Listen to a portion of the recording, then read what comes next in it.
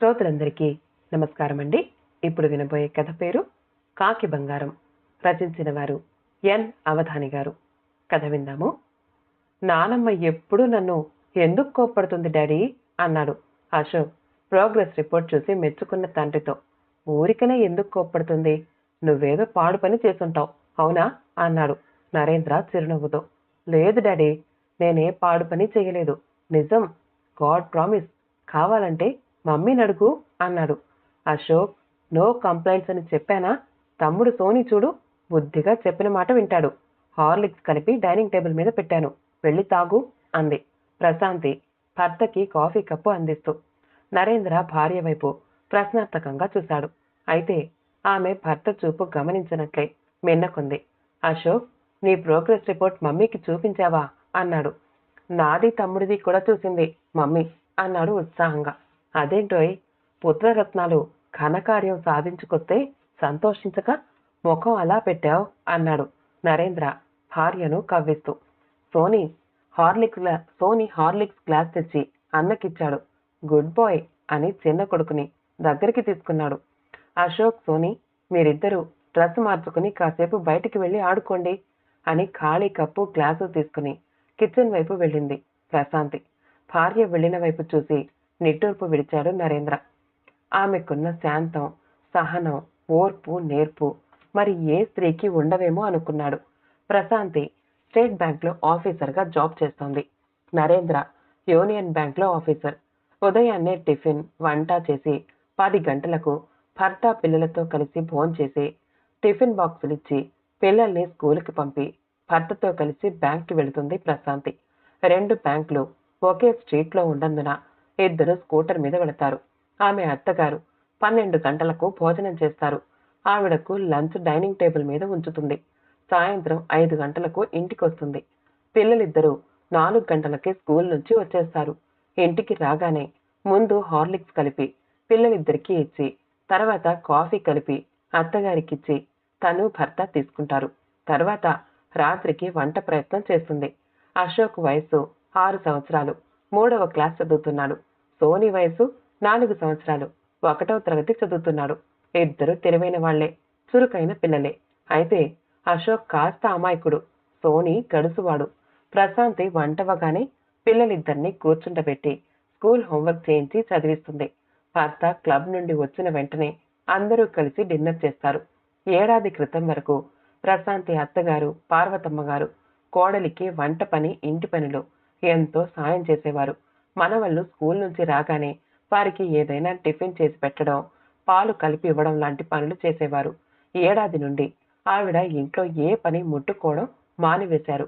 ప్రతి చిన్న విషయానికి కోడల్ని తప్పుపట్టడం, మనవల్ని కసరడం వంటివి చేస్తున్నారు. అయితే కొడుకు ఎదుట ఆవిడ నోరు విప్పరు. పార్వతమ్మ గారి ప్రవర్తనలో అంత మార్పు రావడానికి కారణం ఆమె కూతురు సుమిత్ర.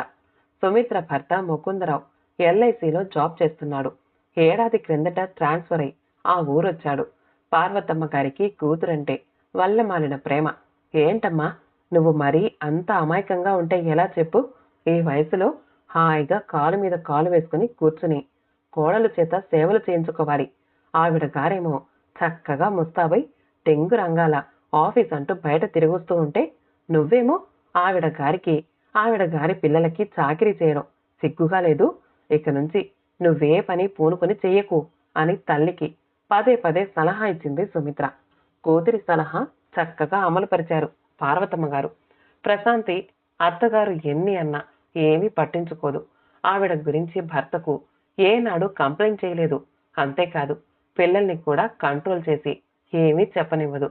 పార్వతమ్మ గారికి గులాబీ మొక్కలంటే ఇష్టం. 100 రూపాయలిచ్చి 4 హైబ్రిడ్ గులాబీ మొక్కలు, తెలుపు, ఎరుపు, పసుపు, నీలం రంగు పువ్వులవి కొని ఆ గోళాలు పోర్టికోలో ఉంచారు. సోనీ బర్త్డేకి ప్లాస్టిక్ బ్యాటు, రబ్బర్ బాల్ కొని ఇచ్చాడు నరేంద్ర. వాటితో ఇంట్లో ఆడకూడదని బయట లాన్లోనే ఆడుకోవాలి అని ప్రశాంతి పిల్లలకి చెప్పింది. వారు బయట లాన్లో ఆడుకోబోతే బంతి పోర్టికోలో ఉన్న గులాబీ మొక్కల గోళాలకు తగలవచ్చు. అందువల్ల అక్కడ ఆడొద్దని కట్టడి చేశారు పార్వతమ్మ గారు. దాంతో పిల్లలు బ్యాటు బాలు గదిలో బీరువా కింద దాచివేసి మరి వాటిని ముట్టుకోలేదు. అయితే ఆ రోజు సాయంత్రం మొక్కలకు నీరు పోస్తూ పసుపు రంగు గులాబీ మొక్క గోళం చిట్లి ఉండడం చూశారు పార్వతమ్మ గారు. దాన్ని పిల్లలే పగలగొట్టుంటారని వారు స్కూల్ నుంచి రాగానే కేకలు వేసి తిట్టి నానా హంగామా చేస్తున్నారు పార్వతమ్మ గారు. ప్రశాంతి ఇంటికొచ్చేసరికి పిల్లలిద్దరూ ఆవిడ ఎదుట దోషుల్లా నిలుచుని ఉండడం గమనించి విషయం తెలుసుకుని బట్టలైనా మార్చుకోకుండా వెంటనే బజారుకు వెళ్లి కొత్త గోళం ఒకటి కొని తెచ్చి మొక్కను మార్చింది. పాతది గోళం నాసిరకంది అవ్వటం వల్ల నీటికి తడిసి అది విచ్చిపోయిన విషయం అత్తగారికి చూపించే వరకు ఆవిడ శాంతించలేదు. పిల్లలే పగలగొట్టారని ఆవిడ వాదన. ఆడపడుచు సుమిత్రకు 2 కొడుకులు.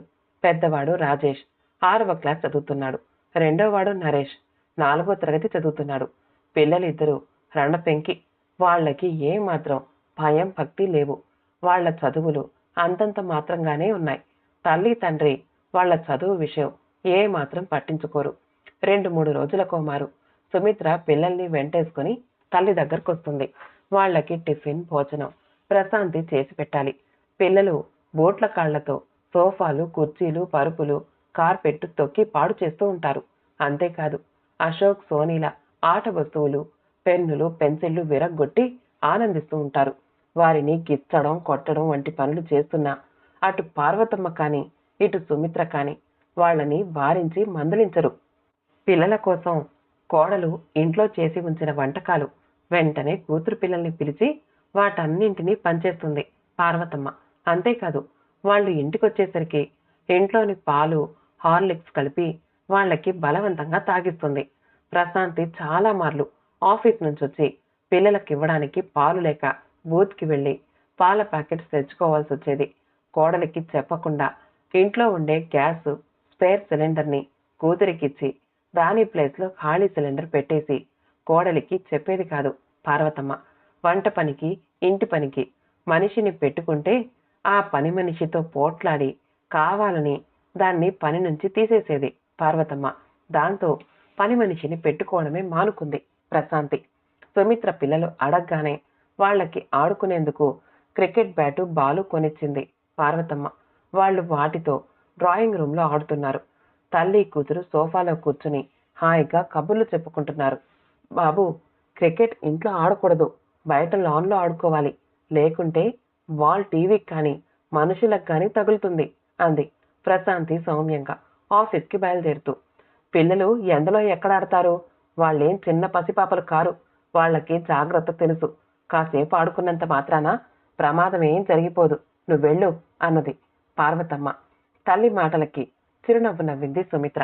ప్రశాంతి ఇంకేమీ మాట్లాడకుండా చెప్పులు వేసుకుని బయటికి నడిచింది.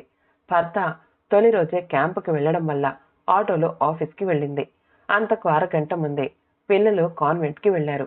సుమిత్ర కాసేపు కూర్చుని తల్లితో కబుర్లు చెప్పి పని ఉందని ఇంటికి వెళ్ళిపోయింది. పిల్లలకి భోజనం పెట్టి తర్వాత పంపిస్తా అన్నది పార్వతమ్మ కూతురితో. వాళ్ళు క్రికెట్ ఆట కోసం స్కూల్ ఎగ్గొట్టారు. మనవళ్ళ ఆట చూసి మురిసిపోతోంది పార్వతమ్మ. చిన్నవాడు నరేష్ బలంగా కొట్టిన బంతి నేరుగా వెళ్లి పార్వతమ్మ కుడి కంటికి తగిలింది.